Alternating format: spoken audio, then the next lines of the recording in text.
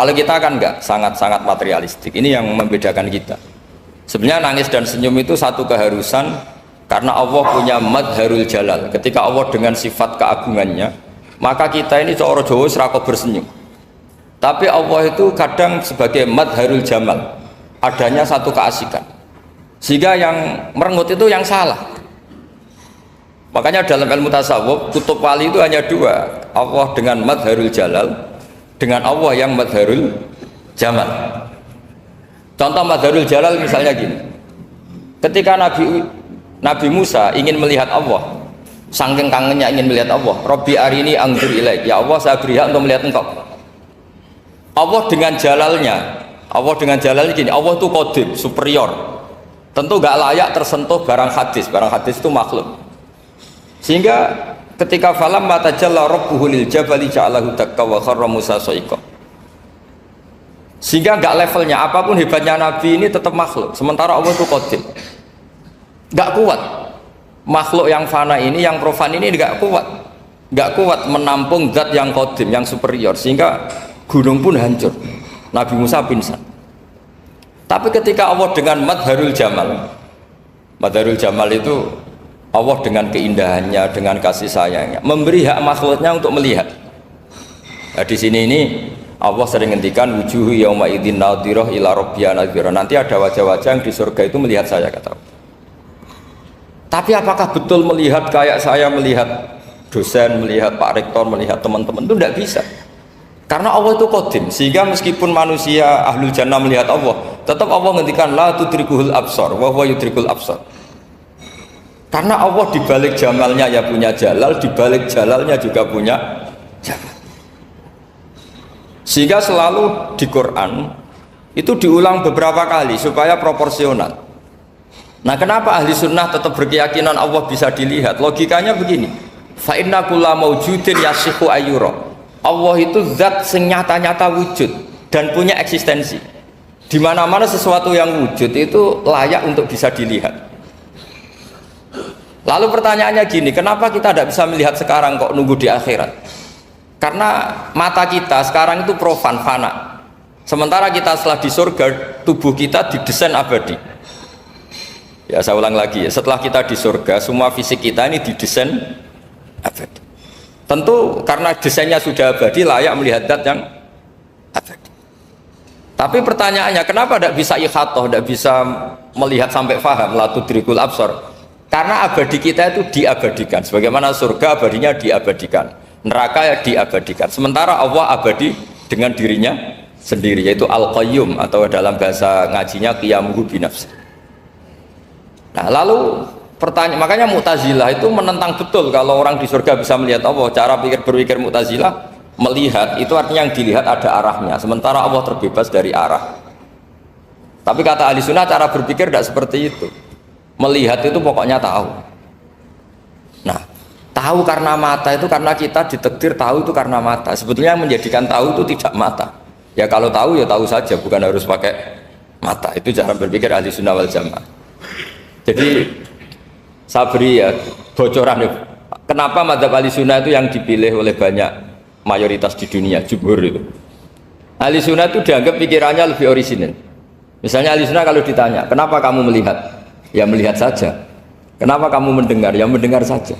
Kesannya itu tidak rasional, kayak orang yang nggak pinter itu. Tapi sebetulnya itu yang benar. Jadi cara berpikir ahli sunnah itu melihat itu menjadi tahu. Menjadi tahu itu bisa karena mendengar, bisa karena melihat, bisa karena dikasih tahu, bisa karena bersentuhan. Sebab itu di Quran itu ada ayat ala ya'lamu man khalaqa, bukankah zat yang menciptakan itu menjadi tahu. Sehingga kenapa Allah itu selalu tahu? Karena Allah yang menciptakan. Kalau kamu tahu karena mata, sekali itu jauh, maka kamu tidak melihat. Atau kamu sekarang buta, kamu tidak melihat. Atau tertutupi barang itu, maka kamu tidak melihat. Tapi kalau kamu tahu karena kamu menciptakan, maka akan melihat terus. Misalnya saya ini tukang batu. Saya ingat betul ketika saya bangun Monas, itu pulpen saya tak tanam di dalam Monas. Saya ingat betul kalau pulpen saya warnanya putih, tak tanam di Monas 2 meter dari pondasi. Setelah saya pulang ke Jogja ditanya, di dalam Monas ada apa? Ada pulpen. Posisinya 2 meter dari pondasi. Kenapa saya tahu? Karena saya yang menciptakan. Nah, karena menciptakan ini sehingga tahu saya akan terus menerus. Tapi kalau tahu karena mata sekali barang itu tertutupi, nggak tahu. Misalnya saya tahu jenengan karena dekat sekali jenengan kemana-mana saya sudah tidak tahu.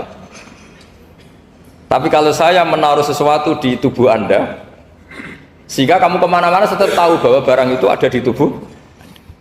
Nanti kalau ada yang protes, tapi bisa saja Gus barang itu dicuri orang kemudian Anda tidak tahu.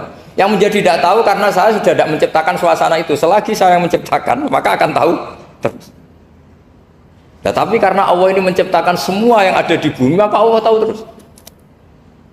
Jika Allah tahu cara bikin kuman, terus tahu bahwa manusia itu punya kuman, kumannya punya organ, organnya juga punya kuman. Nggak kebayang. Kamu bayangkan kayak, makanya Allah itu kalau cerita sederhana, innallaha la yastahi ayyadriba matsalam ma ba'udatan fama fawqaha. Allah itu tidak malu bikin perumpamaan nyamuk, karena nyamuk itu lebih dahsyat dibanding gajah. Para pematung itu disuruh bikin gajah masih mampu, bikinkan patung gajah, mungkin masih sanggup. Tapi kalau tak suruh bikin patung nyamuk, nggak usah bikin hidup, patungnya saja sekecil itu. Padahal nyamuk kecil itu punya organ tubuh. Lalu bikinnya organ tubuh nyamuk itu kayak apa sih? Organnya punya kuman, kumannya punya organ, organnya juga punya kuman. Sehingga orang-orang alim itu baca nyamuk itu lebih jadi ayat Allah ketimbang melihat dinosaurus. Tapi sekarang orang itu nggak tertarik ceritanya. Jadi beda perasaannya orang alim sama orang awam. Kalau orang awam tuh melihat mukjizat kan yang dasar-dasar kayak dinosaurus, gajah, wow gitu. Kalau orang alim nggak, malah melihat nyamuk. Kealiman seperti itu terjaga di umatnya Muhammad, di umatnya Rasulullah Muhammad SAW. Karena ketika umat ini nggak ditunggui para nabi, itu Allah menjamin Muhammad, ulama umatmu nanti punya kemampuan seperti nabi. Tentu tidak dalam keutamaan ya, keutamaan tentu nggak sekelas sama nabi. Kenapa itu terjadi? Karena tadi para nabi ini mewakili sekian karakter. Kalau kita sangat mencintai Indonesia, maka kita akan tegas siapapun yang ingin menghancurkan Indonesia. Itu kira-kira cerminan Nabi Nuh. Kalau kita sangat mencintai Allah, maka kita akan benci sebenci-bencinya sama orang yang mendurhakai Allah. Tapi masalahnya, Allah yang kita cintai itu memaklumatkan diri kalau bersifat ghafur, pengampun. Jika kalau kita terlalu kasar, ini kan yang kita cintai bersifat ghafur kok kita kasar. Di sini Nabi Ibrahim, beliau sangat mantel sekali sama yang durhaka sama Allah. Tapi mau mantel gimana? Zat yang mengajarkan itu bersifat ghafur. Maka kita mau tidak mau, makanya ada riwayat mengatakan takhallaku bi akhlaqillah, kamu bertata krama kayak akhlaknya Allah. Akhirnya ya sudah, kita mau apa coba? Kira-kira kalau kamu mencintai seseorang, itu potensinya kan dua, protektif. Ada telepon, itu dari siapa? Cewek atau cowok? Protektif. Itu bukti cinta atau bukti suudon? Kan tidak tahu. Tapi misalnya kamu cinta perempuan terus WA-an sama lelaki gak apa-apa, jalan sama lelaki gak apa-apa, sama masa lalunya pacarnya juga gak apa-apa. Itu cinta apa pembiaran? Kan sama-sama gak jelas.